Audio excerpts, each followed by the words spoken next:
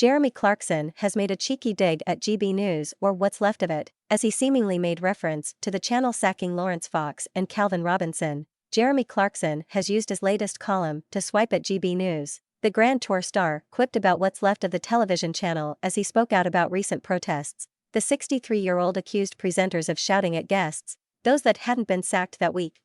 He appeared to be referencing GB News dropping Laurence Fox and Calvin Robinson earlier this month. The former Top Gear star's digs came as he addressed it being a big week for the placard industry.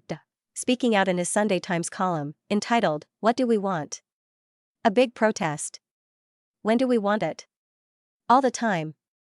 Jeremy addressed how protesting had changed. It came after Sir Keir Starmer's speech was gatecrashed and he was showered with glitter by Yaz Ashmawi at the Labour Party conference. The protest was claimed by People Demand Democracy, which uses disruptive tactics to push for electoral reform. Jeremy claimed there was a time when protesters used to sort of take it in turn to make their feelings known, which he said is no longer the case. He wrote, "It was easy back then, but now, when you run into a placard-waving mob, half the time you've absolutely no idea what their beef is, until they appear the following morning on GB News to be shouted at by whatever presenter hasn't been sacked that week."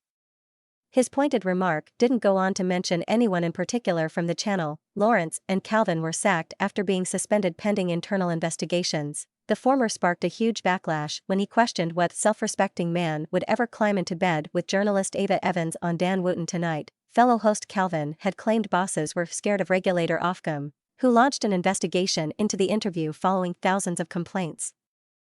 Before making another quip about GB News, Jeremy questioned Yaz for shouting, "We demand a people's house." Jeremy called into question what the latter had said at the event. Yaz has since told The Guardian, "Using glitter I think is fair play, but non-violence direct action is all about stopping real harm, and so if even for a second he was worried about his safety then that is horrible." Jeremy went on, "I'm sure, however, all will become clear when he appears on what's left of GB News to explain himself."